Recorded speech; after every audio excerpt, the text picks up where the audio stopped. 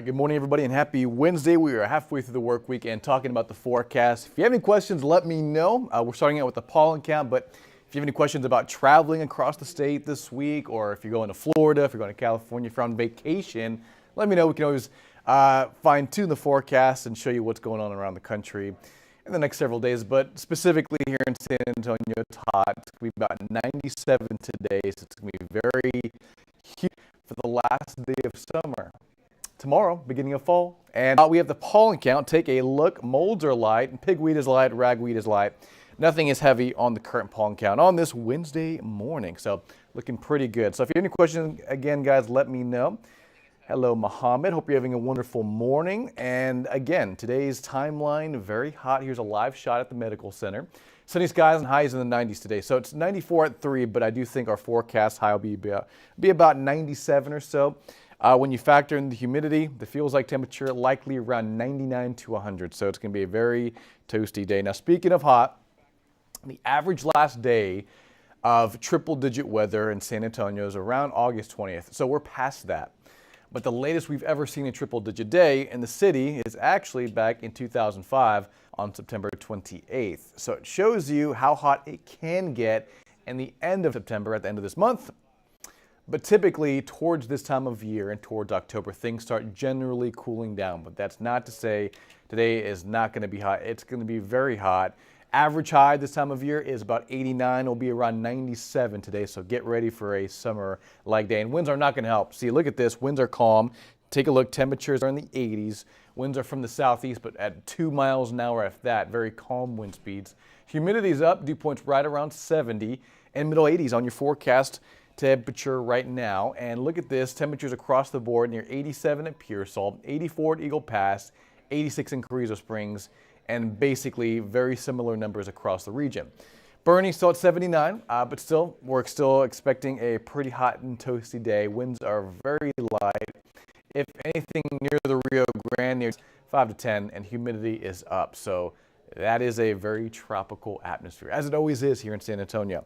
So here's your forecast high today, 97. Here's your timeline, 88 at 8, and by 7:30, the sun's already setting. So that gives you an idea of how fast days are getting shorter.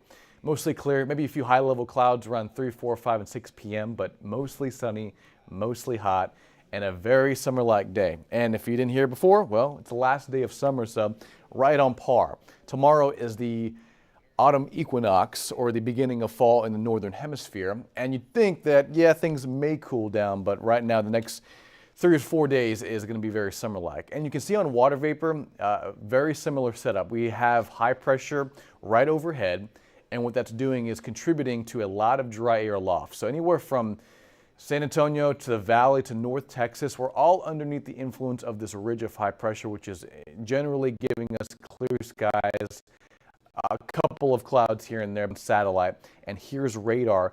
Not much different, right? And it's very quiet. We have some rain out in northern portions of New Mexico, the desert southwest, along a trough out near California, but otherwise from El Paso to Florida, very tranquil weather, very quiet weather, all because of high pressure really dominating and in charge of our forecast. And not much is going to change today, tomorrow, even through the weekend. It's not until next week things get a little cooler, but even by that standard, it's still going to be in the 90s by Monday and Tuesday. Where's the cold weather? Raymond asks. I know, man. I wish I had an answer. But if you're wondering, when's the first typical cold front that moves through? It's usually around late September, early October. That's when cold fronts start moving through. But in terms of the strong cold fronts, usually not till the end of October and through November, things get more cooler, right? The average high gets down into the 80s and then the 70s by the latter half of fall. But again, I mean, this time of year, September, October, can still experience very summer-like conditions. Highs in the 90s are expected through the weekend and next week as well.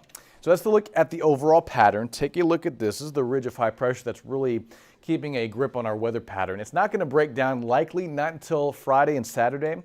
And even at that, it's still going to be hot. Highs near 95 on Sunday, 95 on Monday. And then it starts to cool down by early next week. Monday, Tuesday, you can look very closely at that trough out in Chicago and out near the Great Lakes. That's going to be responsible for sending us a very weak front in our direction by next week. And I do want to emphasize, very weak front. It's not going to be strong, but it's, giving you an idea of how this time of year fronts move in our direction and they can slide through, dropping the humidity and also trending down our temperatures a little bit more in the afternoons. So in the meantime, it's going to be hot. Take a look, 99 for tomorrow, about 97 today, 98 on Friday, so upper 90s for the next 72 hours. Middle 90s this weekend, a smidge cooler, but still hot and humid. And then as that system takes shape out near the Great Lakes next week, that's going to drop some cooler air our way. But in San Antonio, cooler means lower in 90s, unfortunately. And you'll see by Monday, Tuesday, and Wednesday, our high goes from about 95 to 92 to 93. So some improvement, still pretty hot here in San Antonio. Okay, so to the tropics we go. We have Hurricane Fiona, a Category 4 hurricane, a major hurricane that led to devastation in Puerto Rico in the last few days. Extensive rain reports up to about 2 feet in a very small amount of time. And here's Hurricane Fiona east of the Bahamas. You can see the eye perfectly north of the Turks and Caicos Islands. And this is now moving due far north at about 8 miles an hour. Central pressure down to 937 millibars and east of Miami. So if you're watching from Florida, if you're heading to Florida, you are A-OK. This storm is well away from you and it's going to stay away from you. But look how impressive it looks. I mean, the imagery on infrared, and now what you're looking at is visible satellite. You can see the convection, the strong thunderstorm specifically on that northern side. If you look at the texture of this hurricane, it is incredible. It is a Category 4 hurricane. Sustained winds are at 130 miles per hour around the eye wall. Its current movement to the north at 8, so it has somewhat of a slow movement. Pressure's down to about 937 millibars, and again, that is north of Turks and Caicos and east of the Bahamas. If you're wondering where this is going, where's the movement, and where is it heading? Is it heading towards land? The good news, no, but it is moving towards Bermuda, and that's going to be as a Cat 4 hurricane. It should stay to the west of Bermuda. The exact timing obviously can switch a little bit in the next several days, but the thing is, Bermuda is going to be on the right side of that storm, which is typically the stronger storm surge side, the more devastating side of a hurricane. So Bermuda is embracing for a strong storm to head their way by about Friday and Saturday, if not earlier than that. And the forecast does call for a Cat 4 hurricane for Bermuda later on this week.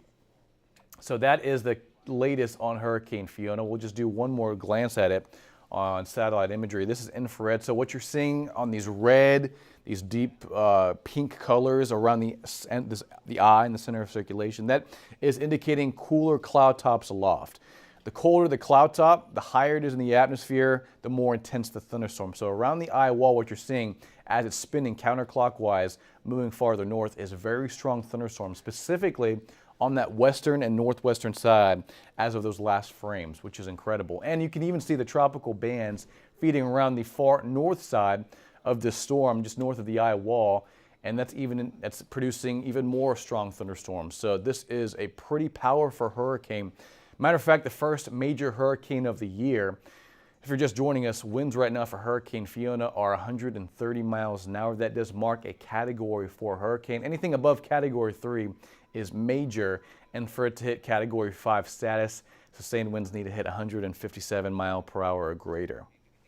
It is not forecasted to be a Cat 5. However, on approach to Bermuda and across the open Atlantic, it will be a Category 4 for some time, and then eventually heading into cooler waters, weakening substantially as a remnant low as it hits about, let's say, Nova Scotia and the northeastern provinces of Canada. That's later on next week by Sunday, Monday, and Tuesday.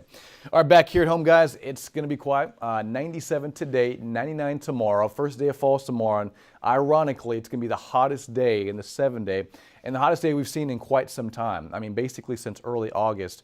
We haven't been this hot, and mid-90s this weekend, lower 90s by next week, Monday and Tuesday, so it does trend cooler. We'll take that. Thank you so much. And 99 again expected tomorrow, 97 today, and 98 on Friday. So next 3 days, extremely hot. Average high this time of year is 89, and will be around 100 degrees tomorrow. If we do hit 100 tomorrow, or even today or Friday, that would tie the all-time record. If we do it one more time after that, so a total of twice or 2 times, that would break the all-time record. So that means we would go down in history as the most triple-digit days in 1 year for the year of 2022. which is incredible to say. So that's the forecast. We'll keep it on here for a little longer. But again, guys, no rain chance, some cooler air on tap for next week, but that's not saying much because it's still going to be in the 90s Monday and Tuesday with mornings in the 60s and highs in the 90s. So that's it for the forecast, guys. Thank you. Have a blessed day, Yvonne. Thank you so much. And again, typically it's not till November things start to gradually, consistently cool down, right? It still can feel a lot like summer in September and October, but things consistently get cooler by November and December, the back half of fall and towards the winter season. But again, a very summer-like pattern locked in through Friday and Saturday, highs in the upper 90s and then the lower 90s waiting for us on Monday and Tuesday.